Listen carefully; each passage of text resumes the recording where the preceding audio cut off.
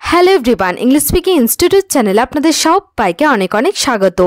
আজ advance English structure ক্লাসের day 5 এবং আজকের ক্লাসে আমরা এমন তিনটে স্ট্রাকচার পড়তে চলেছি যে স্ট্রাকচারগুলো আপনাদের ডে টু ডে কনভারসেশনে অনেকটা সাহায্য করবে। তাহলে চলুন আজকে ভিডিওটা স্টার্ট করা যাক। তুমি যে কোনো সময় খেতে পারো, সে যে কোনো সময় এখানে আসতে পারে, আমি যে কোনো সময় ঘুমিয়ে যেতে পারি। এরকম ধরনের বাক্য আমরা ডে টু ডে কনভারসেশনে অনেক সময় ইউজ করে থাকি। আজকে ভিডিওতে আমরা শিখব এরকম বাক্যকে ইংলিশে কিভাবে বলতে হয়। এখানে প্রত্যেকটি বাক্যে যে কথাটি কমন সেটা হলো যে কোনো সময়, আর এর জন্য আমরা ইংলিশে যেই ওয়ার্ডটি ইউজ করব সেটা হলো any time. Any time.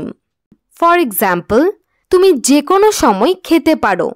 You can eat any time. You can eat any time. You can eat মানে তুমি খেতে পারো, এনি টাইম মানে যে কোনো সময়। তাহলে স্ট্রাকচারটি আমাদের কি দাঁড়ালো? স্ট্রাকচারটি হলো প্রথমে আমরা ইউজ করব সেন্টেন্স এবং তারপর আমরা ইউজ করব এনি টাইম। আসুন পরের এক্সাম্পলগুলো দেখা যাক। সে যে কোনো সময় এখানে আসতে পারে। He can come here any time. He can come here any time. He can come মানে সে আসতে পারে, হিয়ার মানে এখানে, এনি টাইম মানে যে কোনো সময়। আমি যে কোনো সময় ঘুমিয়ে যেতে পারি। I can fall asleep any time. I can fall asleep any time. I can মানে আমি, পারি, ফল asleep মানে ঘুমিয়ে যেতে, এনি টাইম মানে যে কোনো সময়। তুমি যে কোনো সময় আমার সাথে দেখা করতে পারো। You can meet me any time. You can meet me any time. You can meet মানে তুমি দেখা করতে পারো, মি মানে আমার সাথে, এনি টাইম মানে যে কোনো সময়। সে যে কোনো সময় বাড়ি ফিরে যেতে পারে। He can return home any time. He can return home any time.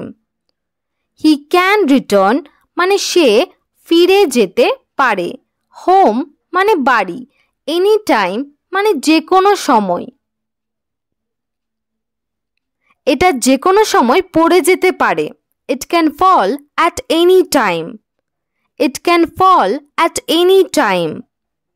It can fall মানে এটা পড়ে যেতে পারে, অ্যাট এনি টাইম মানে যে কোনো সময়। তুমি যে কোনো সময় গান গাইতে পারো। You can sing any time. You can sing any time.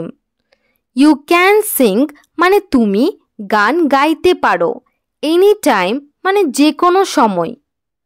আজকে প্রথম স্ট্রাকচার আমাদের এখানেই শেষ হলো। তো চলুন এবার দেখে ফেলি আমাদের আজকের সেকেন্ড স্ট্রাকচার। যতদূর আমি জানি সে এটা করেনি। যতদূর আমি জানি সে প্রথমবার এখানে এসেছে। যতদূর আমি জানি সে পরীক্ষায় পাশ করেনি। আসুন এবার দেখে ফেলি এই ধরনের বাক্যকে ইংলিশে কিভাবে বলবো। এখানে প্রত্যেকটি বাক্যে যে কথাটি কমন সেটা হলো যতদূর আমি জানি বা আমি যতদূর জানি। তো এর জন্য ইংলিশে আমরা যে ফ্রেজটি ইউজ করব সেটা হলো as far as I know. as far as I know. For example, যতদূর আমি জানি সে এটা করেনি। as far as I know he didn't do it. as far as I know he didn't do it. as far as I know মানে যতদূর আমি জানি, he didn't do it মানে সে এটা করেনি। তাহলে স্ট্রাকচারটা কি হবে? স্ট্রাকচারটা হবে প্রথমে আমরা ইউজ করব as far as I know, তারপর ইউজ করব আমরা সেন্টেন্স। চলুন এবার পরের এক্সাম্পলগুলো দেখা যাক।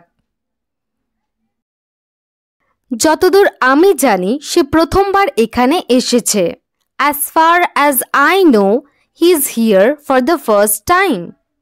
as far as I know he is here for the first time. as far as I know মানে যতদূর আমি জানি, he is here মানে সে এখানে এসেছে, for the first time মানে প্রথমবার। যতদূর আমি জানি সে পরীক্ষায় পাশ করেনি।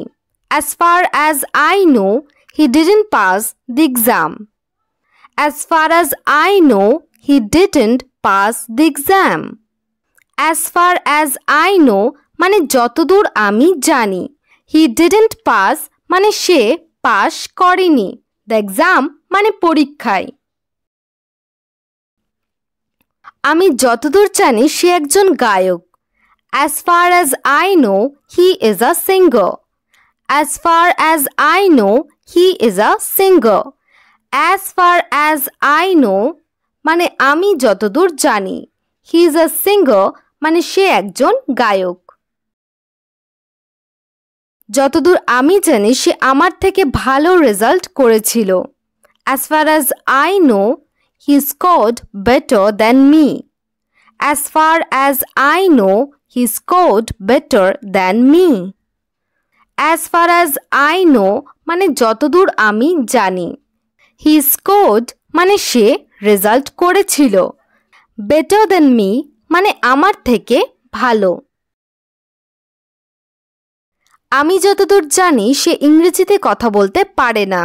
As far as I know, he can't speak English. As far as I know, he can't speak English. As far as I know মানে আমি যতদূর জানি। He can't speak মানে সে বলতে পারে না। English মানে ইংরেজিতে কথা বা ইংরেজি। যতদূর আমি জানি সে এই বাড়ির মালিক। As far as I know, he owns this house. As far as I know, he owns this house.